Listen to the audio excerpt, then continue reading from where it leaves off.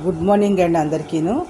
బాచిరావ్ IAS study సర్కిల్కి welcome అండి. ఈరోజు science and టెక్నాలజీలో civil services and both state services కూడా సైన్స్ అండ్ టెక్నాలజీ సెక్షన్లో మనకి ఒక రీసెంట్ కరెంట్ అఫైర్స్కి అన్నీ కూడా కరెంట్ అఫైర్స్ పాయింట్ ఆఫ్ వ్యూలో క్వశ్చన్ ఫ్రేమ్ చేస్తున్నారు. ఇక్కడ కొత్తగా ఒక రీసెంట్ టెక్నాలజీ తీసుకున్నట్లయితే ఇక్కడ కొత్తగా వచ్చినటువంటిది ఈ యొక్క భూమి మీదే సూర్యుడిని సృష్టించడం అనేటటువంటిది. అంటే ఇక్కడ మనకి న్యూక్లియర్ ఫ్యూజన్, న్యూక్లియర్ ఫిజన్ అనేది చాలామందికి తెలిసినటువంటి విషయమే. ఇక్కడ అణుఫ్యూజన్ అంటే ఫ్యూజన్ నాట్ ఫిజన్. ఇక్కడ ఈ అణుఫ్యూజన్ ద్వారా విద్యుతుత్పత్తి చేసినట్లయితే అంటే రియాక్టర్స్ ఈ ఎనర్జీ ద్వారా విద్యుతుత్పత్తి చేసినట్లయితే భారతదేశం యొక్క సామాజిక, ఆర్థిక, గ్రామీణ భారతదేశం యొక్క స్థితిగతులు, ప్రజల యొక్క ఉపాధి అవకాశాలు ఏ విధంగా మెరుగ్గా అవుతాయి, అదేవిధంగా ఈ రకమైనటువంటి విద్యుత్ ఉత్పత్తి వల్ల పర్యావరణానికి ఏ విధంగా మేలు జరుగుతుంది, పరిశ్రమలు చాలా తక్కువ ఖర్చుతోటే కొన్ని రకమైన వస్తువులు తయారు చేయగలిగి తద్వారా దేశానికి, ప్రజలకి ఏ విధంగా లాభం చేకూరుతుంది అనేటటువంటిది, మన యొక్క ఎగుమతులు అనేవి ఏ విధంగా వృద్ధి చేసుకోవడానికి ఇలాంటి ఎనర్జీస్ మనం వాడడం వల్ల ఉపయోగం ఉంటుందా, ముఖ్యంగా పర్యావరణానికి పాయింట్ ఆఫ్ యాంగిల్ ఇలా క్వశ్చన్ ఫ్రేమ్ చేసినట్లయితే ఇక్కడ ఇంధన భద్రత, శుద్ధ విద్యుత్ ఉత్పత్తి, శాస్త్ర సాంకేతిక స్వావలంబన అనేది ఇండియా యొక్క లక్ష్యంగా ఉంది. ఇక్కడ తీసుకున్నట్లయితే గాంధీనగర్లోని ప్లాస్మా పరిశోధనా సంస్థ రీసెంట్గా దీర్ఘకాలిక అనుసంధాన ఫ్యూజన్ శక్తి కార్యాచరణ ప్రణాళికని ఒకదాన్ని ప్రకటన చేసింది. ఇందులో భాగంగానే steady state super conducting టోకోమాక్ Bharat అనే కొత్త రియాక్టర్ని రూపకల్పన ప్రధానంగా చేస్తూ ఉంది. అంటే దీని అర్థం సూర్యుడి శక్తిని భూమిపై సృష్టించడమే లక్ష్యంగా ఇక్కడ ఈ రియాక్టర్ని తయారు చేశారు, రూపకల్పన అనేది చేశారు. ఈ యొక్క రియాక్టర్ యొక్క ఇక్కడ ప్రిన్సిపల్ ఏంటంటే అణు శక్తి అంటే న్యూక్లియర్ ఫిజన్ అంటే విచ్చిత్తి. ఇక్కడ విచ్చిత్తిలో యురేనియం అనే ఒక పెద్ద అణువు విభజన చెంది చిన్నవిగా మారడం వల్ల శక్తి అనేది విడుదలవుతుంది. అదే ఈ యొక్క సంలీనము ఫ్యూజన్లో ఇక్కడ డిఫరెంట్గా ఉంటుంది. ఇక్కడ సూర్యుడి నక్షత్రాల నుంచి సహజంగా జరుగుతుంది. ఇది భూమి మీద జరగడం అనేది చాలా కష్టమైనటువంటిది. అంటే హైడ్రోజన్ ఐసోటోపులు కలిసి ఒక హీలియం అణువుగా మారితే ఈ కలయికలో కొంత ద్రవ్యరాశి అనేది నష్టం అనేది జరుగుతుంది. ఐన్స్టీన్ సిద్ధాంతం తీసుకున్నట్లయితే చిన్న నష్టం కూడా అపారమైన శక్తిగా రూపాంతరం చెందుతుంది అని చెప్పారు. కొన్ని కోట్ల సంవత్సరాలుగా నిరంతరం ఇది జరుగుతూనే ఉంది. ఇది భూమి మీద జరగాలి అంటే అత్యధికమైనటువంటి ఉష్ణోగ్రతను తట్టుకునే ఆ శక్తిగల పదార్థాలు కావాలి. అంటే ఇక్కడ మనం తీసుకున్నట్లయితే సూర్యుడి అంతర్గత వాతావరణ పరిస్థితుల్ని మనం క్రియేట్ చేసినప్పుడు అణువులు ఎలక్ట్రాన్లను కోల్పోయి ప్లాస్మా అనే కొత్త స్థితిలోకి మారుతాయి. అంటే హై టెంపరేచర్ అయినప్పుడు ఎలక్ట్రాన్ కోల్పోయే అణువులు ప్లాస్మా. ఈ ప్లాస్మా అంటే ఘన, ద్రవ, వాయు స్థితుల కన్నా కూడా పైన ఉన్నటువంటి స్థితి అనే ఒక రకమైనటువంటిది. అంటే ఇక్కడ అయనైజేషన్ అనేది జరిగి అధిక శక్తి కలిగినటువంటి వాయువు ఈ ప్లాస్మాను నియంత్రించి స్థిరంగా ఉంచడంలో సంలీన శాస్త్రంలోని ఒక పెద్ద ఇబ్బందికరమైనటువంటి విషయంగా ఉంటుంది ప్లాస్మా నియంత్రణ అనేటటువంటిది. ఒక దీర్ఘకాలిక వ్యూహం ద్వారా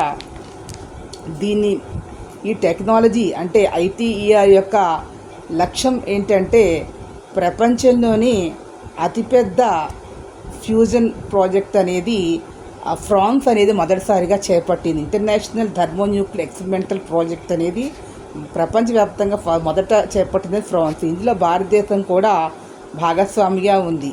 దీని యొక్క లక్ష్యం ఏంటంటే క్యూ విలువని 10కి తీసుకురావడం. అంటే క్యూ అంటే రియాక్టర్ ఉత్పత్తి చేసే శక్తి, దాన్ని నడపడానికి అవసరమైన శక్తి మధ్య నిష్పత్తి. ఇక్కడ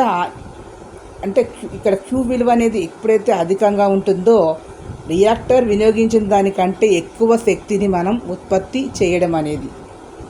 రియాక్టర్ ఉపయోగించిన శక్తి కన్నా వినియోగించిన దానికంటే కూడా ఎక్కువ శక్తిని మనం జనరేట్ చేయడం అనేది దీనికి సంబంధించి గుజరాత్ గాంధీనగర్లో ప్లాస్మా పరిశోధనా కేంద్రము ఆల్రెడీ SST-1ని సక్సెస్ఫుల్గానే నడుపుతూనే ఉంది.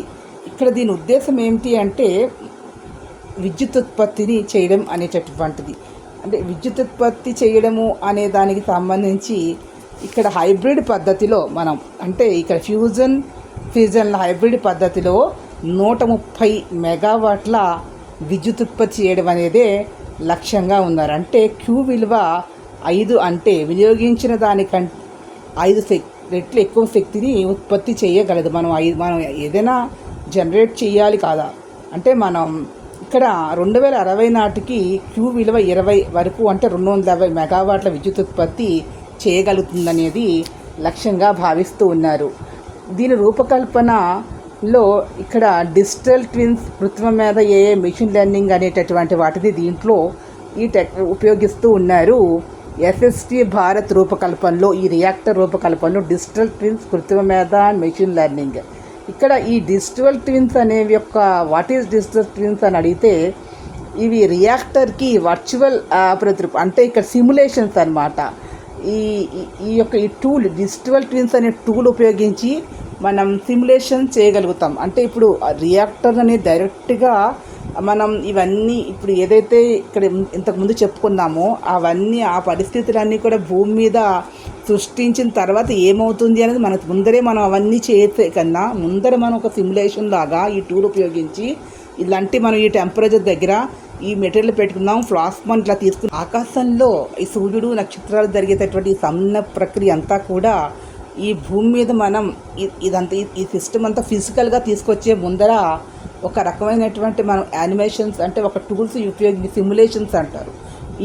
ఆ సిమ్యులేషన్ టూల్ పేరే ఇక్కడ డిజిటల్ ట్విన్స్. దీన్ని ఉపయోగించి మనం కావాల్సినటువంటి ఆ యొక్క పారామీటర్స్, ఆ న్యూమరికల్ డేటా అంతా ఎక్కడెక్కడ వేయాలో వేసిన తర్వాత అది మనకి అవుట్పుట్లో చిన్న ప్రక్రియలో ఇక్కడ వీళ్ళు తీసుకున్నటువంటిది ఏంటంటే Q వాల్యూ ఒక 10 ఇచ్చారు ఇన్పుట్లో, అంటే అవుట్పుట్ 20 రావాలని ఎయిమ్. సో ఇక్కడ ఇన్పుట్ 10 ఎంటర్ చేసి సిమ్యులేషన్ చేసినప్పుడు అవుట్పుట్ ఇది 20 వస్తుందో లేదో చూసుకుంటే తెలిసిపోతుంది. 20 రావట్లేదు అంటే సో ఇక్కడ ఏదో ఒకటి చేంజ్ చేయాలి అనేది ఈ సిమ్యులేషన్లో తెలుసుకొని ఏ వాల్యూ వీళ్ళు ఏదో ఎక్స్పెక్ట్ చేస్తున్నారో అది అవుట్పుట్ వచ్చేంత వరకు సిమ్యులేషన్ చేసి ఆ తర్వాత సిమ్యులేషన్స్లో అవుట్పుట్ కరెక్ట్గా వస్తే అప్పుడు వాళ్ళు దీనికి సంబంధించి చాలా ఖర్చు పెట్టవలసి ఉంటుంది. కాబట్టి ఖర్చు పెట్టి ఫిజికల్గా దాన్ని చేసి దాని నుంచి ఎలక్ట్రిసిటీ పవర్ జనరేట్ చేస్తారు. అంటే ఒక సాఫ్ట్వేర్ సిస్టంలోని ఈ టూల్ ఇన్స్టాల్ చూసుకుని సక్సెస్ అయితే అప్పుడు దాన్ని ఫిజికల్గా ఖర్చు పెడతారు. ఈ టూల్కి అంత ఖర్చు అవసరం, ఇదంతా ఇమాజినరీగా చేసి చూస్తారు. కాబట్టి ఈ టూల్స్ని వాడుతున్నారు.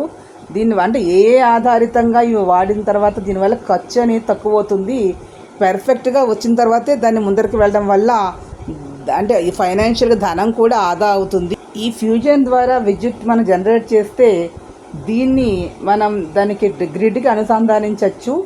అయితే ఇక్కడ ఆల్రెడీ అమెరికా ప్రైవేట్ సంస్థ 2030 నాటికే ఈ విద్యుత్ ఉత్పత్తి అందించాలని చైనా US ద్వారా 17 నిమిషాల పాటు ప్లాస్మాను 10 డిగ్రీల సెల్సియస్ దగ్గర నిలిపి ఉంచి ప్రపంచ రికార్డు సృష్టి చేయాలి. అంటే ప్లాస్మా అనే దాన్ని మనం జనరేట్ చేసి ఈ ప్లాస్మా అనే పదార్థాన్ని ద్వారానే హై టెంపరేచర్ని అది అట్లీస్ట్ కొంత టైం వరకు మనం ఉంచగలిగే అవకాశం అనేది అలా ఉన్నప్పుడు మాత్రమే ఇక్కడ జనరేట్ అవుతుంది. విద్యుత్ ఉత్పత్తే కాదు, ఇది సైన్స్, ఇంజనీరింగ్, పదార్థ శాస్త్రము, దీర్ఘ సామర్థ్యాన్ని పెంచే ఒక దీర్ఘకాలికమైనటువంటి ఇది ఒక కార్యక్రమము. ఇది కేవలము ప్రభుత్వ పరంగానే చేయలేరు, అలానే ప్రైవేట్ రంగం వాళ్ళు కూడా చేయలేరు. ప్రైవేట్ భాగస్వామ్యంతోనే ఇది సక్సెస్ అవుతుంది అని చెప్పచ్చు. దీనికి సంబంధించిన టెక్నాలజీ భారతదేశం ఇతర దేశాల నుంచి ఇంపోర్ట్ చేసుకోవాల్సిన అవసరం అనేది ఉంటుంది. అదేవిధంగా సూపర్ కండక్టింగ్ మ్యాగ్నెట్లు ఇవన్నీ కూడా చేయడం అనేది మనకి చాలా ఖర్చుతో కూడుకున్నటువంటి అమీన ప్రక్రియ టెక్నాలజీ వల్ల సూపర్ కండక్టింగ్ పదార్థాలు, రేడియేషన్ ఫీల్డింగ్, ప్లాస్మా నియంత్రణ, ఆధారిత ఇంజనీరింగ్ వల్ల దేశానికి ప్రపంచ గుర్తింపు, రక్షణ, అంతరిక్ష, హైటెక్ పరిశ్రమలో కూడా స్వావలంబన సాధించవచ్చు. 2070 నాటికి ఇండియా లక్ష్యం కార్బన్ ఉద్గారాలను 0 సాధించడానికి ఈ ఫ్యూజన్ పద్ధతి అనేది చాలా ఉపయోగపడుతుంది. సో ఈ వీడియో మీకు నచ్చినట్లయితే ప్లీజ్ సబ్స్క్రైబ్ మై ఛానల్.